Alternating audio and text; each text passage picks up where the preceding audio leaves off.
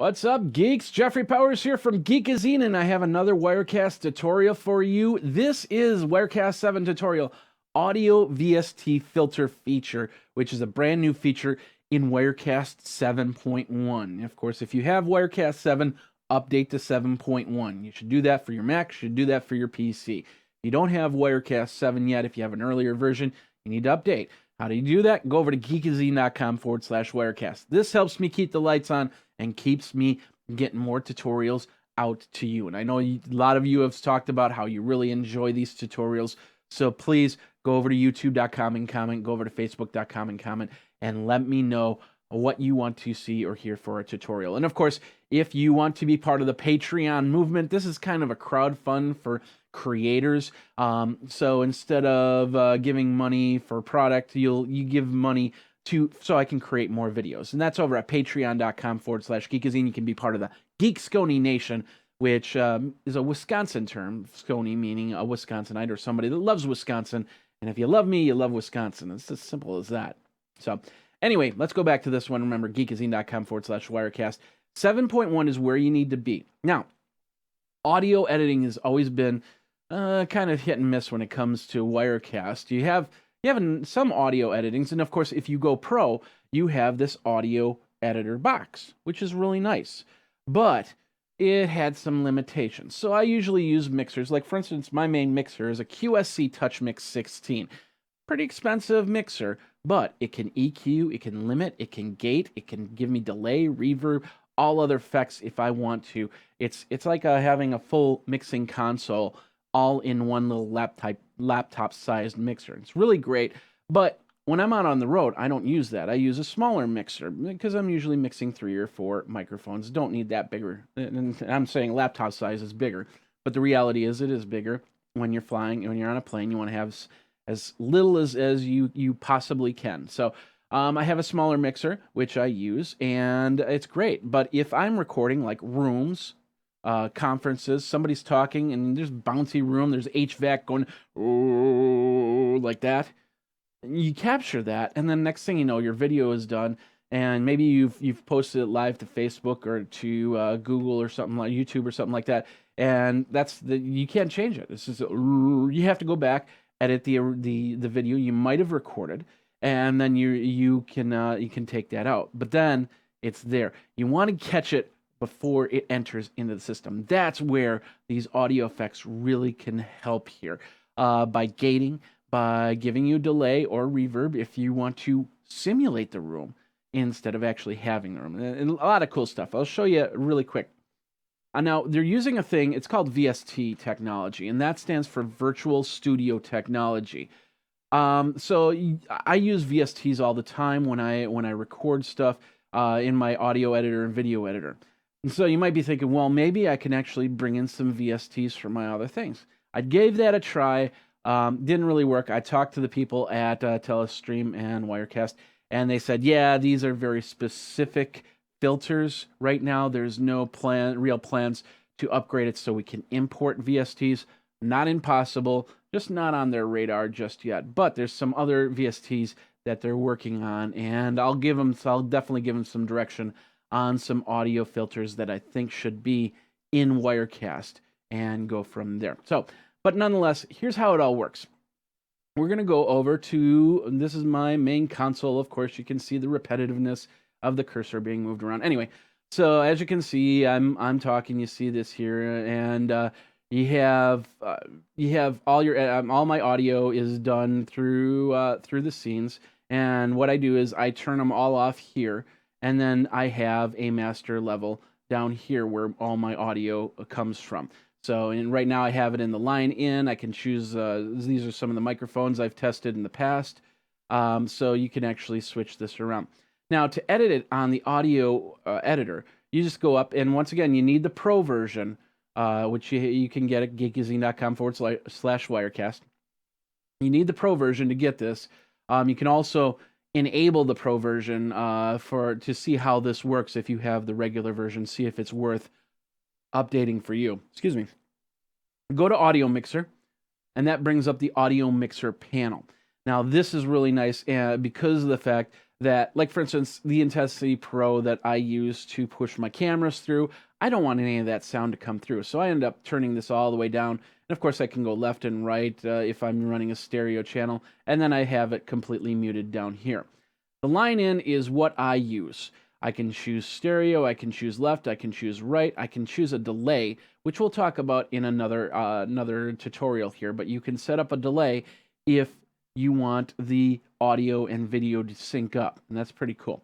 But this is what we're going to show you. This is the effects area, and right now this box is empty. Let me stretch this out a little bit.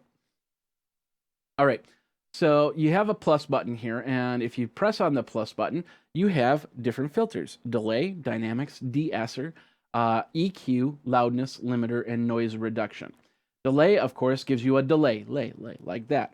Dynamics will help you fine-tune a microphone, so if the voice is sounding really muddy or something like that, you can clean it up, give it a little bit more brightness to it, a little bit more pop to it. De-esser is if Sally fell seashells by the seashore and you need to get those S's, they're just way too harsh, you put that de-esser in and that'll cut it down. EQ, once again, that'll help with making the microphone sounding pretty sweet.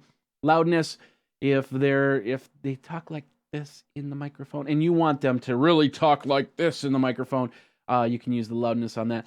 Limiter is if they talk like this in the microphone and you want to say, hey, you know, let's keep it to a level so it doesn't clip, it doesn't sound like distortion when somebody's listening. That's what this one.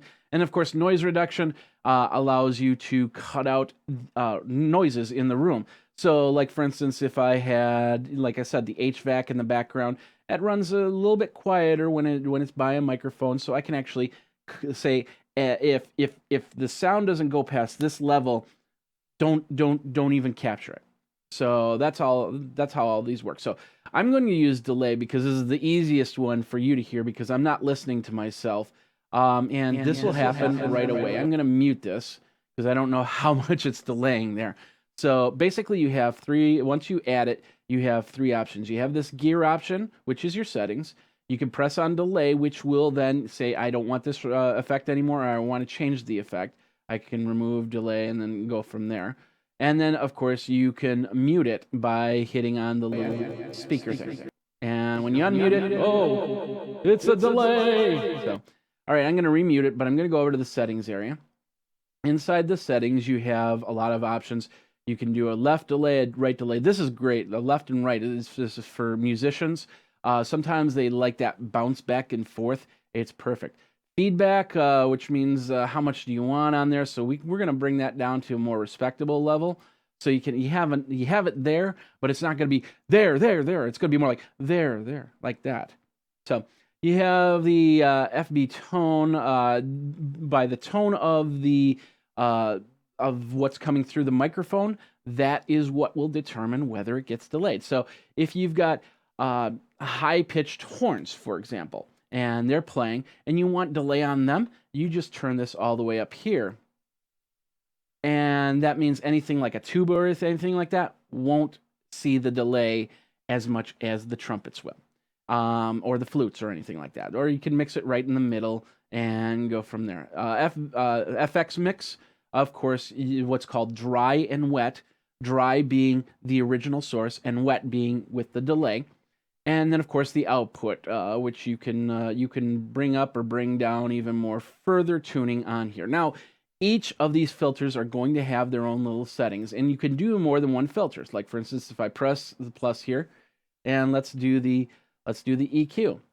Now I can go in here, and this is a 3-band EQ. So this is like low would somewhere around 0 to 250. If somebody's got like a boomy voice and you want to kill, like what's called an 80 hertz plosive, you can bring that down to bring down the low, and you might be hearing the low end lose it and then come back up to and then go from there. Same thing with the medium, same thing with the high. You want to have a little bit more here, you bring that up, you can bring it back down and go from there. As you can see, that that's how that works. We're going to leave that in the middle there, and we're going to once again mute this. We've got other filters here. We got, like I said, we got the de-esser. Let's look at the settings here. Now you got a threshold, you got a frequency, and an HF drive. Now this is perfect because around 5,000 hertz, otherwise known as 5 kilohertz, that's usually where you get that C, that little snaky sound. So you want to, if you want to squelch that, you bring that around 5,000, and then you can bring the threshold down, and then Sally sells seashells by the seashore sounds a lot better. So that's the de-esser. We're going to mute that. I'm not going to go through all of them. I just wanted to show you a few of them so you have an understanding. The limiter, this is probably one of the best ones to have in your rig, simply because of the fact that if you want to really push and make it sound full, so you don't get these comments on Facebook or YouTube saying, hey, you know, I can't hear things. This limiter is pretty sweet. So we've got, once again, threshold, output, release, attack, and knee. Now, knee is just basically how fast this is going to react. Do you want it when you attack it? When you attack it, of course, that's where you want it to attack. You can have it attack instantly or slight delay. So when I start talking, it can hear it and then attack. The knee is where this is where it's going to happen, and it's going to happen hard. And you can have a soft knee and you can have a hard knee in there. So that's basically it for the limiter. Play with these effects, understand these effects. It's best to have somebody else on the Wirecast talking, or record yourself and then play it back, and then make the adjustments there so you have an understanding of what's going on. That way, because when you talk and you're listening to yourself, first of all, they have that delay inside Wirecast, which really kind of throws you off. But if you hear it without anybody talking, you don't have that external noise. So you can actually listen to it and say, no, I think I need to put in a de-esser here because he's got too much in his voice. We need to limit it so we can, so when we don't hit thresholds and clip anything or go anywhere from there. So to delete any of these, like I said, all you have to do is choose them and then say remove FX, remove FX, remove FX, and remove FX, and you're right back to where you are inside your audio editor, where you can make your other adjustments as well. And that's basically it. That's how you do it with the audio editor and the VST effects. Once again, these are VST effects, these are virtual studio technology effects. You can't bring others in just yet. Maybe that'll be a feature down the road. I hope it is, because I have some really cool VST effects I'd love to share with you guys. So when you do your church settings or your halls recording some conference or something like that, you can have the best sound come through your Wirecast and go from there. Keep in mind, you put anything into your Wirecast that adds additional resource to your Wirecast, so make sure that the computer that you're running on has the resources to do that type of stuff. And a lot of them do, because VST files, think of it like a text file. You know, back in 1995, text files were humongous. Nowadays, they're super small.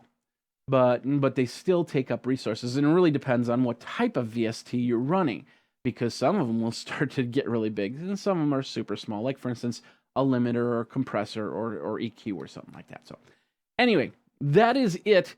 Now, hopefully you got some good information off this, and definitely play with these VSTs.